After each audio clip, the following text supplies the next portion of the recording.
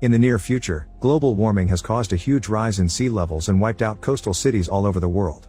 Millions of people have been displaced and the now crazy climate causes global famine, so governments implement licensing pregnancy to fight overpopulation. To compensate for this, scientists create a series of robots known as mecha, who don't require as many resources to survive as humans do.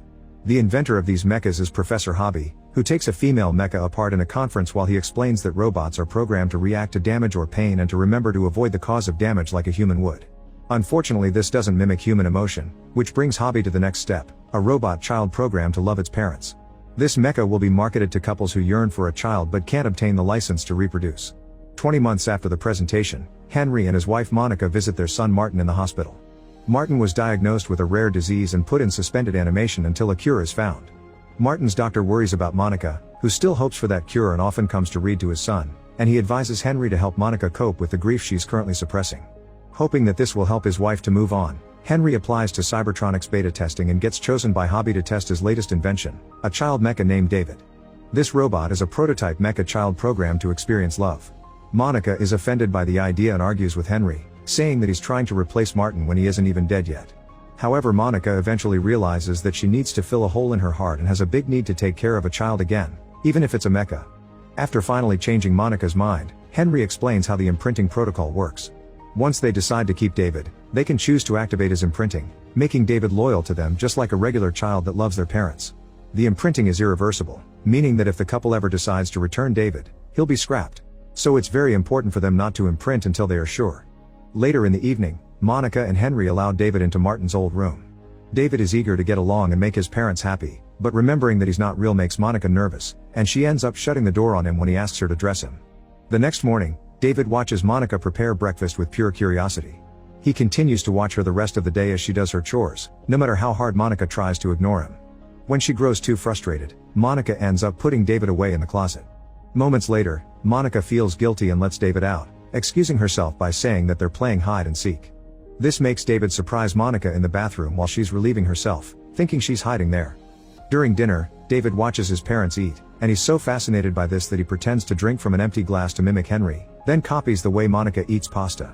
When noodles get stuck in Monica's lips, it makes David laugh, which startles his parents into laughing along. Later in the evening, when Monica gets David ready for bed, she finally tends to him as if he was her real son.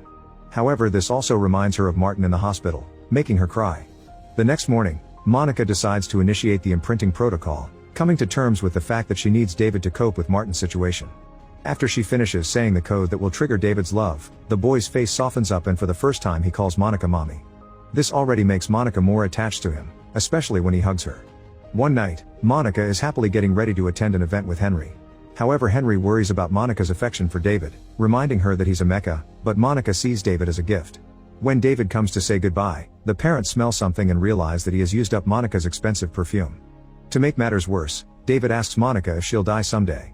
Monica confirms that she will, but she doesn't want David to be lonely, so Monica takes an old robotic bear named Teddy that used to be Martin's and gifts it to David so he can have company while they're away. Sometime later, David shows Monica that he can relay the audio from her telephone by turning himself into a speaker. The call comes from Henry, who can't hear Monica because of David's speaker mode. After lots of scolding, David finally hands her the phone, and Monica receives some big news. A few days later, Monica comes home together with Martin, who has woken up from his suspended sleep and has been cured of his rare disease. As the days pass, Martin treats David like a toy, asking him to break things for him and questioning how he was made as he pokes his face. When asked for the first thing he remembers, David draws a bird with feathers sticking out of the tail. One afternoon, Martin asks Monica to read Pinocchio to him and David, secretly hoping to taunt David with the story. However, David is fascinated by the idea of a puppet turning into a real boy. During lunch, Martin teases David into an eating contest. Monica and Henry panic, knowing that the act could break David, but the boys don't listen to their warnings and keep on eating. In the end, David stops as one side of his face droops, scaring everyone. Afterward, David is taken for repairs while Monica holds his hand. However, hearing him say it doesn't hurt makes her freak out. Seeing his mother worry about David so much makes Martin jealous, so when they go home, he tricks David into secretly cutting Monica's hair while she's asleep by telling him she'd love him for it. At first David refuses, but Martin manipulates him until he agrees. Then David goes into the parents' bedroom to cut Monica's hair with a pair of scissors, but at that moment, Monica turns and almost gets hurt by the blades. Henry wakes up when Monica screams and he shakes David angrily, demanding to know why he did it until Monica stops him. Some hair falls to the floor and is found by Teddy. Sometime later, while they're getting things ready for Martin's birthday party, Henry tries to convince Monica that David is no longer worth the risk, but Monica defends David by saying he's just a child making mistakes. During the party, Martin's friends taunt David, poking his synthetic skin and using a knife to test his lack of pain. This triggers David's defense programming, which makes him hide behind Martin because he's the only human he feels safe with. He also begins backing away, but he moves too far and accidentally drags Martin to the bottom of the pool. The adults quickly come to take Martin out of the water to give him CPR while David can only watch from the pool as he is left behind and alone. After this incident, Monica becomes wary of David, but she also finds the beautiful letters David writes for her, leaving her torn on how she feels about him. Finally, she decides she has no choice and tells David that they'll go on a trip with Teddy, and David is happy because he thinks he's spending the day with his mother. The next day, Monica cries while she drives to Cybertronics to have David destroyed. In the end, the guilt is so overwhelming that she changes her plan and drives the car into the woods, where David sets up a picnic mat without suspecting anything. Monica quickly stops him and finally tells him that she has to leave him for good. Devastated, David begs and apologizes for everything he'd done. He also wonders if he would be accepted back in the family if he became a real boy like Pinocchio. Monica doesn't give in to his pleas, and before leaving, she gives David some money and tells him not to be caught by anyone, especially Cybertronics. David latches to her and doesn't want to let her go, so Monica has to shove him away, surprising them both. Then she apologizes and drives away, leaving David to watch the car in the distance. Meanwhile, in Rouge City, a mecha named Joe is emotionally comforting his client before spending the night with her, which is his job. Afterward, Joe makes his way through town to meet his next client at a hotel. The owner asks Joe for his operating license badge as an anti-robot group known as Flesh Fair is hunting for stray mechas in town. Then Joe changes the color of his hair before going to his client's room. When he sits on the bed, he's shocked to find it wet with blood and his client turns out to be dead. At that moment, a man appears in the room, confirming he was the one who killed the woman.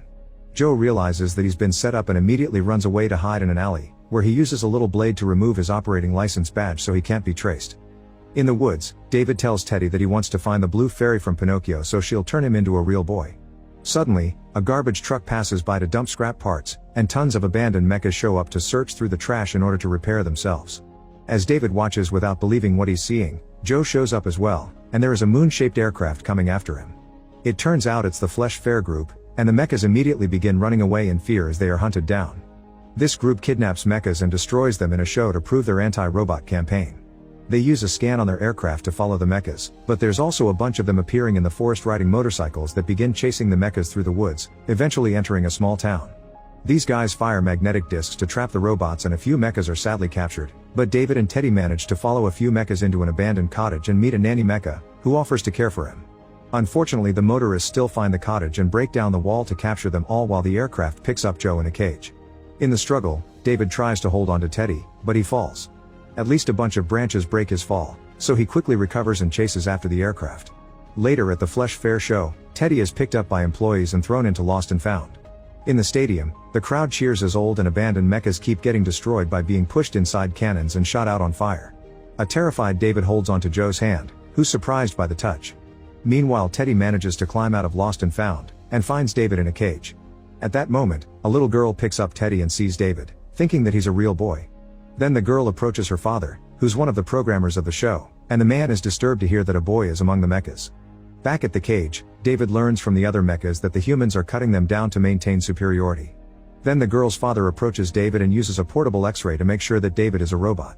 The father is shocked and fascinated by David's advanced system, but the showrunner is not amused and an argument ensues while David watches the nanny mecha get doused in acid as part of a game. The showrunner insists on putting David on the show too, ignoring the programmer's explanations of how valuable David is. Then the showrunner takes David, and since he's holding on to Joe's hand for safety, both are dragged to the field and into the acid trap.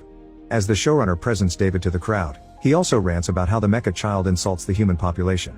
However, the crowd turns silent because they aren't used to seeing children in the show and now they feel conflicted. Suddenly acid falls onto David's shoulders, making him scream and cry in fear.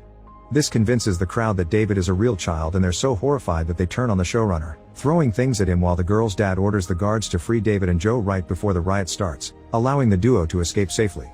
In Hobby's office, there are various photos of David growing up, and it's revealed that he was designed after Hobby's late son.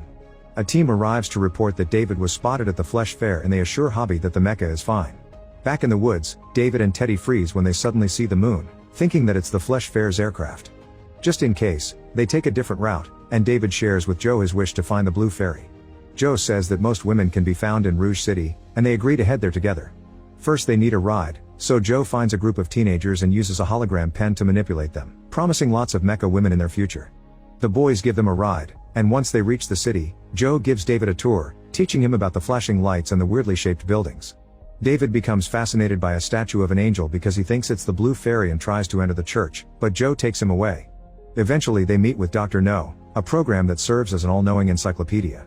Using the money Monica gave him, David learns from No that the Blue Fairy is at the end of the world. This information comes from a quote by Hobby. Joe doesn't like it because he knows that mechas that go to the end of the world never come back, so he tries to explain to David that humans hate robots. However, David insists that Monica will love him if he's a real boy, not believing Joe when he says a human can never love a mecha and yelling at him for dealing to insinuate the opposite. When they leave No's store, the cops find them and arrest Joe, still thinking he killed the woman in the hotel. Curious, David gets into the helicopter's driver's seat and powers it on, but obviously he can't control it and his so-called piloting causes huge chaos around the city, breaking things and almost hitting people. As citizens run away in panic, Joe uses the distraction to escape the cops and reunite with David.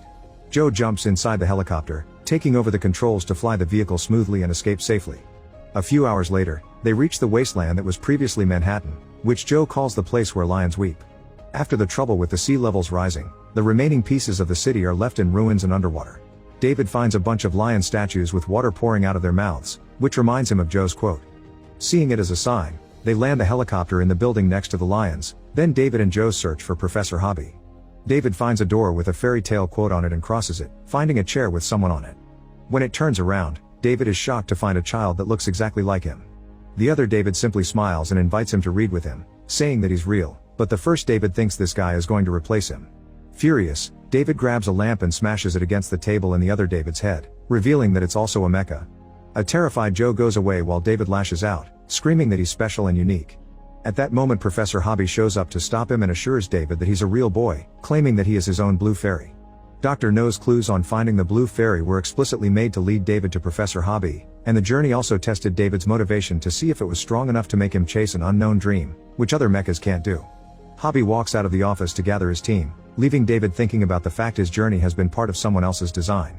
Afterward, David enters another room, where he finds several more mechas that look like him, including one that is still open. He approaches a window and sees the bird he remembers as his first memory, which turns out to be a statue outside the office. Several boxes are laid out as David and his female counterpart are mass-produced to be sold. Realizing that he was never unique, David heads outside and drops into the water as Joe watches from the helicopter. Underwater, a bunch of fish carries David until he falls in front of something that catches his attention. David reaches out, but Joe finds him first and pulls him away using the helicopter's extended arm. Once he's out, David realizes that he found the Blue Fairy underwater. Unfortunately, before they can go further, Joe is suddenly magnetized by a police helicopter hovering above them. Joe says goodbye to David, asking him to tell his story to the ladies once he's grown up as a real boy. Then he activates the helicopter's submarine mode before floating away. Determined to find the Blue Fairy, David pilots the transformed helicopter into an abandoned carnival with Teddy beside him. They watch all the attractions representing fairy tales and eventually discover Pinocchio, which he follows until he finally finds the Blue Fairy statue. At that moment, the Ferris wheel collapses on top of the helicopter, trapping them. David doesn't care though, he only has eyes for the Blue Fairy and begs her to make him a real boy. However, the fairy doesn't respond, and years pass with David still stuck in there, never losing hope even when the lights begin to die off. 2,000 years later, the world is enveloped in ice and snow, and humans have been gone for a while. One day an alien spacecraft shows up and flies around Manhattan as they colonize the planet. There they move David's helicopter, finding him and Teddy on the ice. They quickly reactivate him and David proceeds to convulse before he notices the Blue Fairy in front of him. He immediately gets out of the helicopter and approaches the frozen statue while the alien creatures watch him. Then he touches the Blue Fairy, causing it to crack and break in front of him. The aliens use this chance to scan David's memory to understand the planet better, and suddenly David finds himself sitting at the table in Monica's house. The home looks exactly the way he remembers it, and David eagerly searches for Monica, but it's a different voice that replies. David is surprised to find the Blue Fairy alive and talking and asks her to turn him into a real boy, but she admits that she can't do that. The aliens use the Blue Fairy to speak to David, informing him that Monica is gone and the fairy can't revive her either because her remains are long gone too. While David mourns, Teddy approaches him to remind David of the time he cut Monica's hair and reveals that he kept that same lock of hair, meaning the aliens could now bring back his mother. David goes to his old bedroom and fondly remembers his friend Joe while Teddy repairs himself. At that moment they see a figure at the door and think it's Monica, but it's actually an alien that confesses to be fascinated by humans. He wishes to bring humanity back by using organic traces to clone them, but unfortunately all his tries have failed so far because the clones only live for one day. This will also happen if they bring Monica back. David still holds on to the hope that Monica will be special like him and last forever like he did while trapped in the helicopter, so he goes looking for her. He finds her in her bedroom and begins to cry while brushing hair from her face. At that moment Monica wakes up and greets David with a warm smile. Now for this one day, David and Monica can spend some time together. David happily shows Monica paintings of his journey, they play hide and seek, and they celebrate his birthday too. When the lights outside grow dim, David tucks Monica into bed, worried that she won't wake up. Suddenly Monica tells him she loves him, which makes David smiles in a mix of grief and joy. Then he decides to sleep next to her, reaching his dreams for the first time in his life.